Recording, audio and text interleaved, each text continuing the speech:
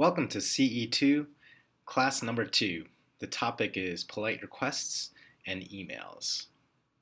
For instance, take a look at this email that I received a couple years ago from a student. Do you guys see anything wrong with this email? If you said, "Wow, this looks really rude," you are correct.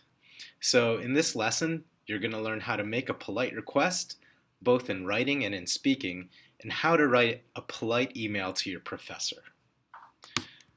Just a reminder, it'll be helpful to follow along with the class handout while you're watching the lecture.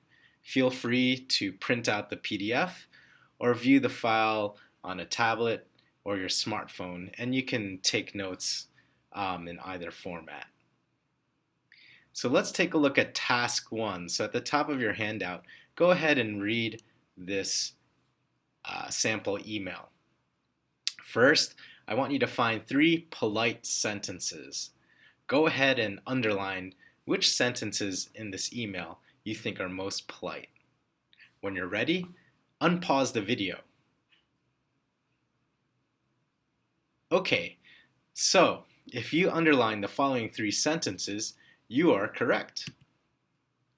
Here's A, here's B, here's C.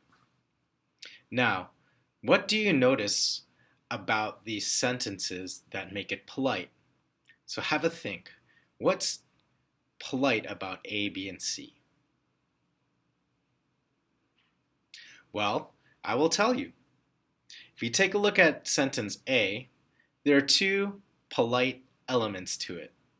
First, take a look at the word could. Could is a modal verb. Could shows that an action may or may not happen, so that makes it more polite. I was wondering, that phrase, I was wondering, shows uncertainty, so it makes it easier for the person reading it to say no. B, we have the words I'm sorry. That's an apology. In C, we have thank you. That's showing gratitude. To sum up, here are 4 ways to be polite. You can show an apology, you can show uncertainty, you can use a modal verb, and you can show gratitude or appreciation by saying thank you or I appreciate what you are doing for me. Now, let's follow along in your handout. Take a look at task 2. Which of the following requests are appropriate for a student to make to a teacher? So let's take a look at one as an example, and then you can do the rest on your own. So if a teacher were to receive this in an email, PLS advise me, smiley face, do you think this is appropriate or inappropriate? So in other words, is this G or NG? If you thought NG, you are absolutely correct. Now go ahead and complete the following sentences on your handout and just write NG or G, and then we're going to check them. When you're ready to check, please unpause the video for the answers. Okay, now that you've finished task 2, let's confirm your answers. So number 2, this would be no good, NG. Please notice by tomorrow morning. So you should consider the time element when deciding if a request is inappropriate or appropriate. You must help me with this homework. Definitely NG. Must is very strong. 4, any thoughts? This is actually G. Even though it's short, it's actually quite acceptable and polite. 5, definitely G, very polite. 6, this is NG. You have to. Sounds like a command. 7, G. This is very polite. 8, this is G. Thank you in advance. 9, G. 10, no good, NG, right now. If you have to see your professor in their office, it's always good to make an appointment ahead of time. Okay, so let's continue on to the next task. So the next task will have you reading sample emails labeled A, B, C, and D. Okay, so basically what you have to do is you have to read the subject, read the email, think about who is sending it, and think about the request. Is it big or small? And if the English is formal or casual. So there's a table there, and you need to fill it out. So let's actually do the first email together, email A. So go ahead and read the email. What do you need to do to complete the table? Okay, so there are 4 categories there. First, is the email content easy to predict? In this case, yes, it's about a sales report. What's the relationship of the people involved? Well, one is being sent to a boss, and the worker, Martha, is emailing it. Okay, by the way, Zuckerberg, that's Mark Zuckerberg, the creator of Facebook. Let's take a look at the request. What are they requesting? Any suggestions for a sales report that's due in 2 weeks? So I think this is quite small because the sender is giving Mark Zuckerberg much time, and the English is definitely very formal. All right, so go ahead and continue this for the remaining emails B, C, and D, and complete the table, just like this example here. When you are ready to continue, unpause the video and we can check our answers.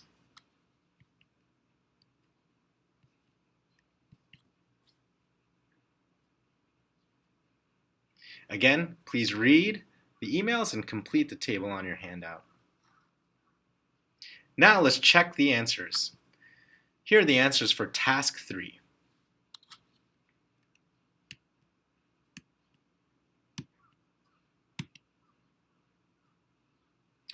Notice in email D, there was no request made, so we don't know what it was. So it was very casual and lacked details. So this is definitely a poor email sent by the student. Okay, let's take a look at modal verbs, moving on your handout. All right, so modal verbs include the following words: can, could, may, might, will, would, must, shall. These make an action possible or not possible. So just adding one of these words can make your request more polite. So for instance, let's say we have the sentence, give me a drink. Well, that sounds like an order. To make it more polite, we can add a modal verb, could I have something to drink? And that makes it a lot more polite. So for instance, let's say you have pass me the book. You try and make it more polite. Was your answer, could you pass me the book? If so, this is how you use modal verbs correctly. Please notice this grammatical point. You use the plain form of the verb after a modal. By the way, imposition. Do you know this vocabulary word? Imposition basically means something that causes trouble or a burden. Something could be high imposition and something can be low imposition. So for instance, if I ask you, could I borrow your pencil? That's not much trouble, right? So that's low trouble, a low imposition situation. So we'd say that's low imposition. However, if I asked you, could I borrow your father's car? That's something that causes a lot of trouble, isn't it? So you would say that's high imposition. So let's move on to task 4 on your handout. And task 4 asks you to consider the following requests and just write if they're high or low. So for instance, number 1, could you lend me your car? We already considered this as an example, so obviously this is very high. Okay, so consider the next 7 requests and just write on your sheet if you think they're high or they're low. When you're ready to continue and check your answers, please move on. All right, so let's check the remaining answers. Number 2, low. 3, quite high, unless you're rich. 4, low. 5, this is high. So for 2 hours in length. Hopefully this was low, 1 plus 1, that should be pretty easy. 7, low because it's daytime and near the station. And 8, high, definitely. All right, so let's move on to the next technique, using uncertainty. All right, so these are key words such as if possible, could I was wondering, would it be possible? So just by adding these words, it shows that we're uncertain. It means that the person to whom we are asking the request could easily say no. So take a look at the request up there, pass me the salt. It gets quite long, from pass me the salt to if possible, I was wondering if you could pass the salt, please. Well, in which situations would you actually say these sentences?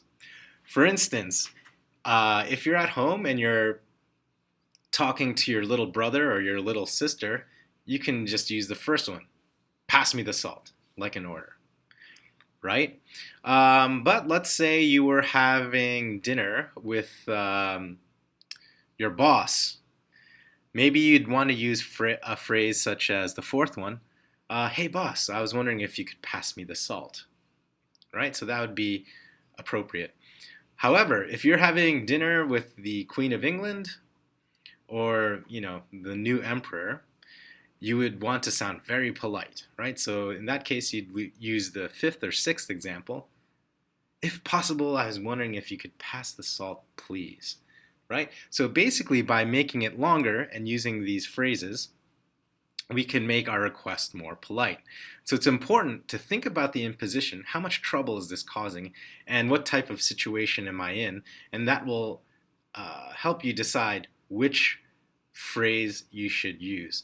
So move on to task 5 and change these orders, because right now they're very rude, into something a bit more polite. So for instance, if you notice, they come in sets of 3. So 1, 2, and 3 is one set, 4, 5, and 6 is another. So let's take a look at set number 1, 2, and 3, and here's the pattern. So go ahead and try it. How would you change these sentences? Check my assignment. Okay, and unpause the video when you are ready to check your answers. Here are the answers. Check my assignment sometime. You can use pattern 1 or 2. Could you check my assignment sometime? That's fine. Notice the keyword sometime. That means it's not right away, so you don't have to be so polite. 2, check my assignment next week. So in this case, you can use pattern 3 or 4. I was wondering, could you check my assignment next week? That's fine. Now for the third one, check my assignment for tomorrow. This is, the imposition is quite higher, so you have to use pattern 5 or 6, which is the most polite. So for instance, if possible, I was wondering if you could check my assignment next week. All right, so this is the pattern. Go ahead and apply it to the remaining sentences in task 5, starting with number 4. And if you want to, you can just check here. These show the example patterns that you should use for the remainder. Okay, again, 4 ways to be polite. Summarizing.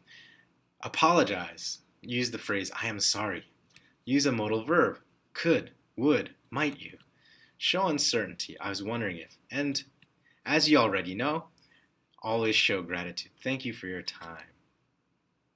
Now, let's talk about what you'll need to do for homework and for next week. All right? Now, in your discussion groups, what I'd like you to do is make sure you check Google Classroom for your meeting time with your small group. And here are the questions. So we're going to talk about emails and being polite. All right. So here are the questions. So consider these topics because I'll ask you about it. 5, we might have some small talk, which when you, if you remember from CE1, it's just talk about common topics such as hobbies and what you're going to do this weekend. All right, and also we're going to try this task, which you can see at the bottom of page 4, I believe. This shows how you can respond in a more advanced way. So for instance, on the left, you have yes, maybe, and no. This is very basic English. And on the right side, you have more advanced phrases. So for instance, instead of responding yes, you can say absolutely, definitely, no problem, so on and so forth. Okay, so in small groups, we're going to practice in pairs A and B. So for instance, make sure you know how to make a polite request. And then if you're responding to the request, so for instance where it says respond, please respond in an advanced way, not a basic way. Okay, so we're going to practice that in small groups next week. In addition to that, you have some writing homework, which is due on Google Classroom. This is the homework. Okay, so you have to write an email to the university president, making a request of something that you'd like to see at this university that will make you happier. By the way, this is for practice only. Please don't send an email to the current university president. You're not going to actually send a real email. You're just going to type a pretend one in Google Classroom and send it in Google Classroom. Okay? So make sure in your email, the sample email, that you show 4 politeness strategies that we just discussed. Okay, so I hope this video was helpful. If you have any questions about anything, please comment below. Thanks, and I will see you in your discussion group.